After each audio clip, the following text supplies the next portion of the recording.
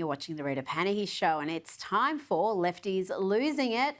And we're going to start at a place, a sad, miserable place that we have visited many times before, many times, and that is inside the head of Rosie O'Donnell. Driven mad, quite mad with Trump derangement syndrome, that she has now infected her daughter. Her poor 12-year-old autistic non-binary daughter is also raging about Donald Trump. I'll tell you the truth. My daughter is now saying, damn him, damn Trump, and smashing her hand on the table. And I said, wow, honey, what are you thinking? And she said, he made us move in order for our own safety. And it's now he's destroying the country. You know, listen. Wow. Wow, indeed. Jim Acosta, by the way, he's on the left of the screen, I think. It's hard to tell those two apart. Jim seems impressed by Rosie making her own child miserable with anxiety and doomsday rhetoric. Even Rosie knows her daughter thinking like this isn't healthy. I think to myself, you don't want to give this to her. You know, whatever this thing is of me thinking that I have to somehow stand in defiance of him. No, I don't. Somebody can tap me out, you know. I did 22 years. I don't really need to do anymore. And I don't want my kid to be so affected by it. And, you know, she has autism. But she recognizes what's going on. Yes. No, she doesn't recognise what's going on, Jim Acosta, you absolute delusional clown. That poor child is miserable because of people like you and her mother who have filled her head with nonsense. Talking about misery and nonsense, remember Dave Letterman, the former late-night TV host who kind of looks like the Unabomber these days? Well, here is the man who famously took his mistress on a family vacation with his wife and a young child. Just imagine what sort of human you have to be to do something like that. Well, here's our moral, noble crusader, Dave, having a meltdown because Donald Trump called a reporter piggy. Quite piggy. Just a wonder of idiocy. It's just fantastic. It knows no bounds. None. No, and it's never ending. He's our dictator. Yeah. He's not going anywhere. Now watch as even the Karens there try to wrap up this asinine chat. Dave rants about how Donald Trump's accomplishments are the worst thing humanly imaginable. The dude needs help. It's fraudulent, as is everything about the regime. Exactly. The regime is right. Yeah. Well, on that note, I have to go. Things happen. Just remember, hey, Piggy, things happen. Things happen. Good God. Don't forget to subscribe and love us. 18 times the worst behavior one has witnessed ever anywhere. Yeah, and everyone seems fine Think with of it. the worst thing that you've ever seen humans accomplish. This is so much worse. Now, if Dave Letterman is that triggered by the word piggy, then imagine the meltdown when he realises that Donald Trump referred to Minnesota Governor Tim Walz as, and I quote, seriously retarded. CNN were certainly appalled. Funny how they never get appalled when Republicans are routinely called Nazis and fascists and white supremacists. But don't go insulting the uniquely awful Tim Walz. Here is CNN asking Democrat Senator Amy Klobuchar about the president's comments. Something else that the president said. He said that Congresswoman Ilhan Omar probably came to the U.S. illegally, mocked the hijab that she wears, and he called your governor, quote, retarded.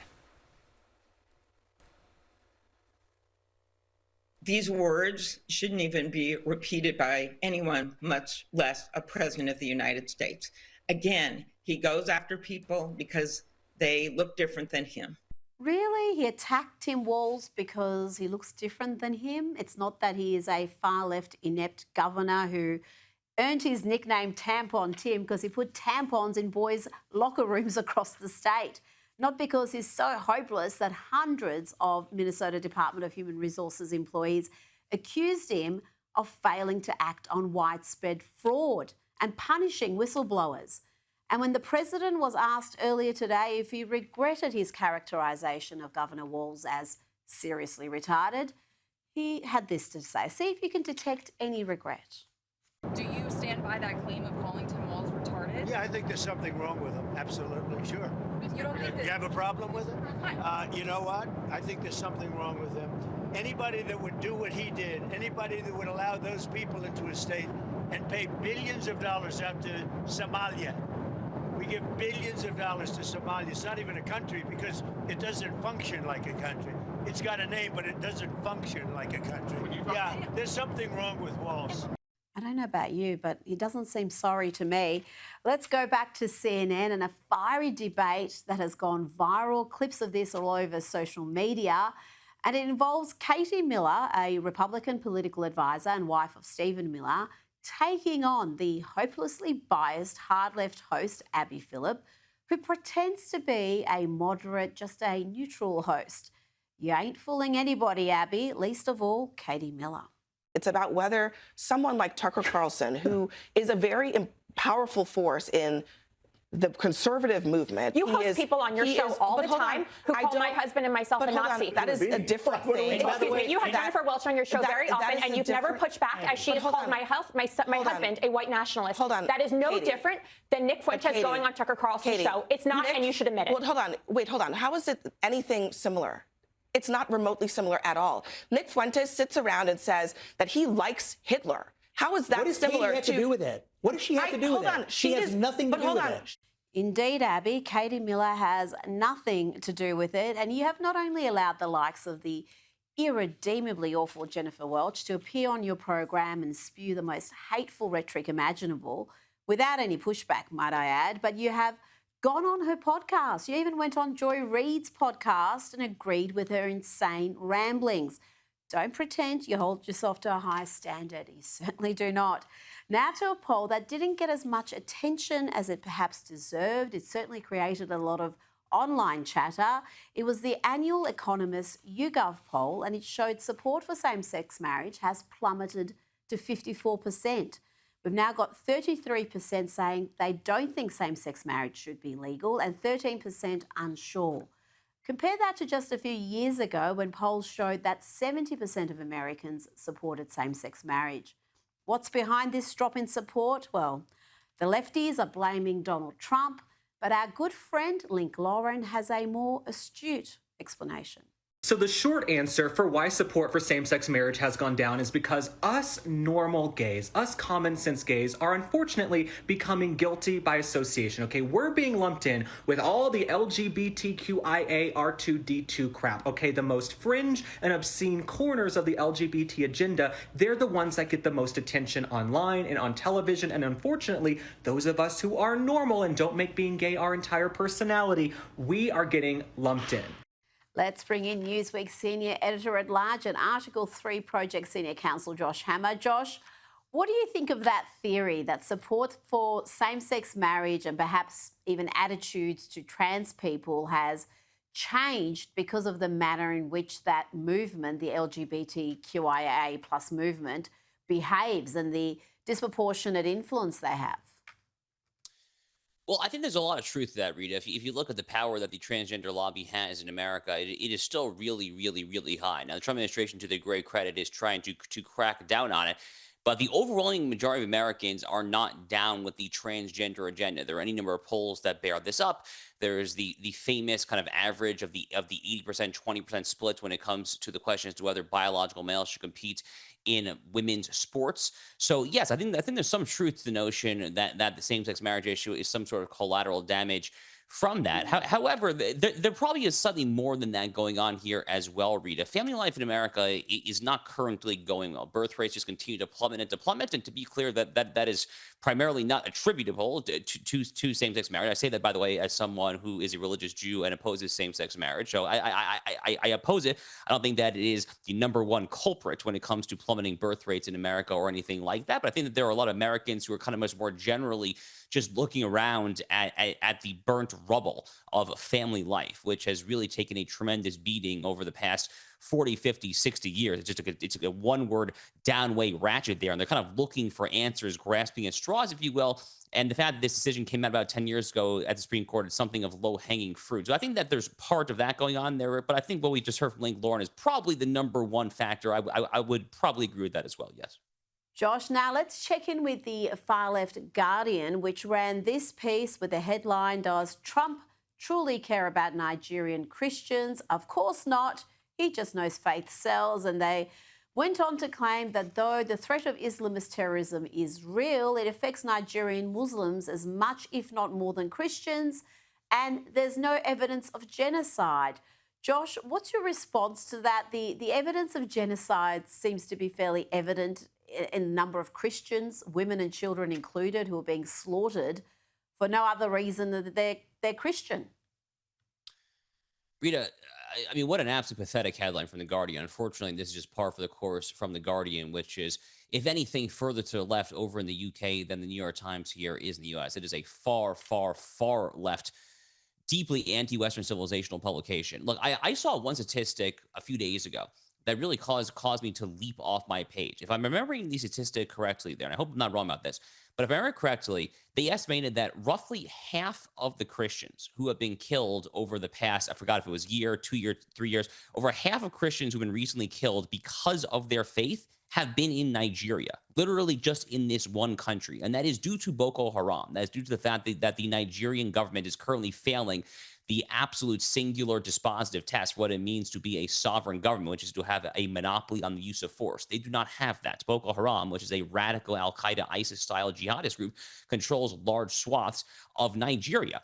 And it is absolutely a genocide based on every conceivable definition of what a genocide is, which is the targeted, deliberate, wanton, cruel slaughter of people of a certain faith simply because they practice a certain faith.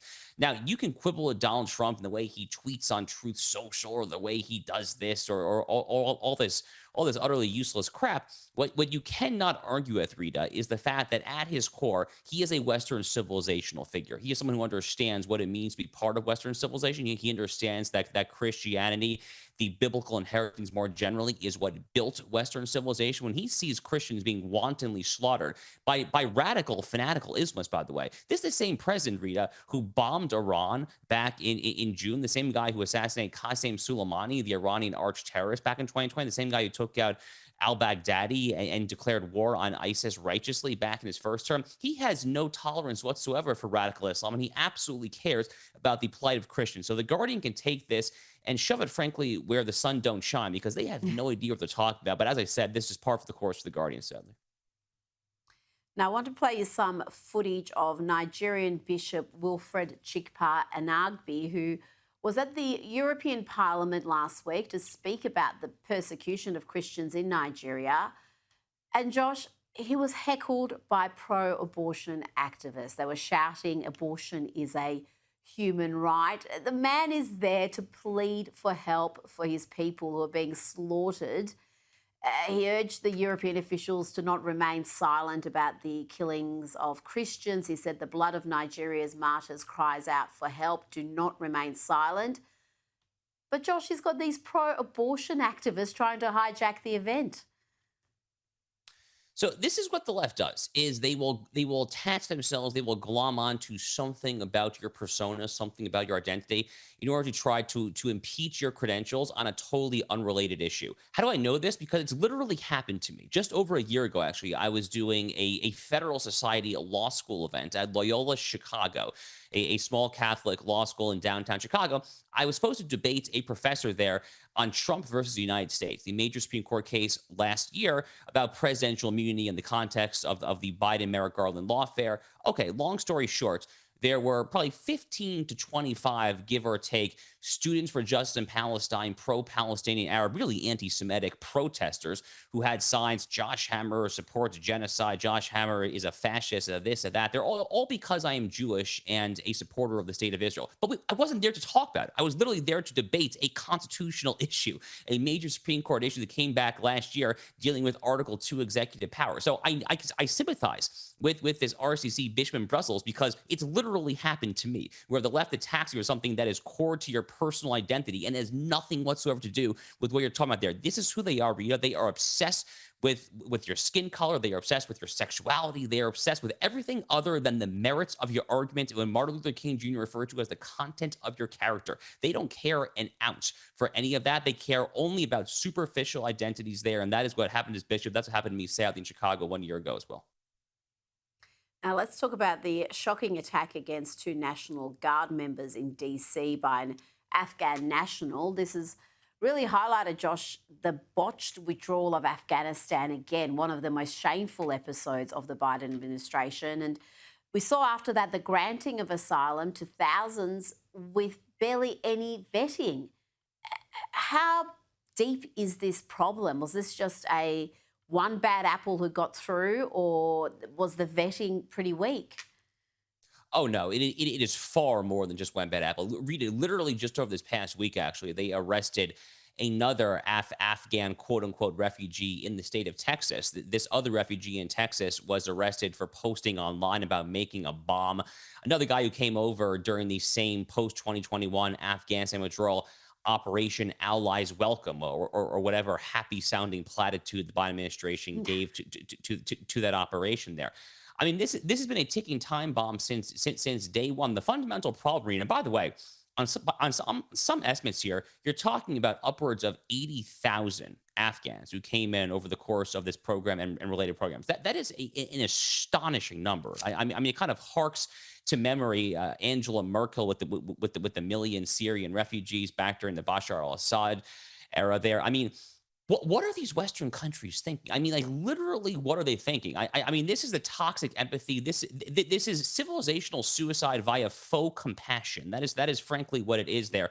It's so discomforting and it's so harrowing. Tragically, this happened here in America right on the eve of the Thanksgiving holidays, when the nation was supposed to be united. Was supposed to be united around flag and patriotism and national honor and all that there. We were dealing with this horrific tragedy from the previous administration there. The Trump administration, to their great credit, Rita, they are working really hard now to try to undo as much of this mess as they possibly can. They are stopping all current asylee refugee applications there. They're talking about potentially even going as far as denaturalizing citizenship for those who have acquired citizenship while being loyal to a foreign terrorist organization. So there's a lot of legal avenues that you can pursue here. I have confidence that the Pam Bondi DOJ is currently pursuing all of them, but for now it is a horrific tragedy and is made doubly horrific by the fact that it was so easily preventable in the first place if only these people had a modicum of good old-fashioned common sense.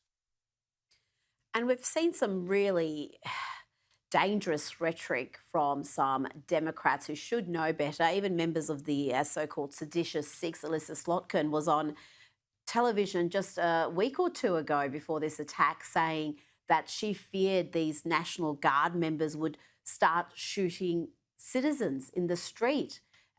Has there been any sort of accountability, any sort of reckoning, or even just an apology, a recognition that this sort of rhetoric is dangerous? And when you've got an issue with left-wing violence, you can't just go making these outrageous comments on television without thinking that some lunatic is going to take it seriously.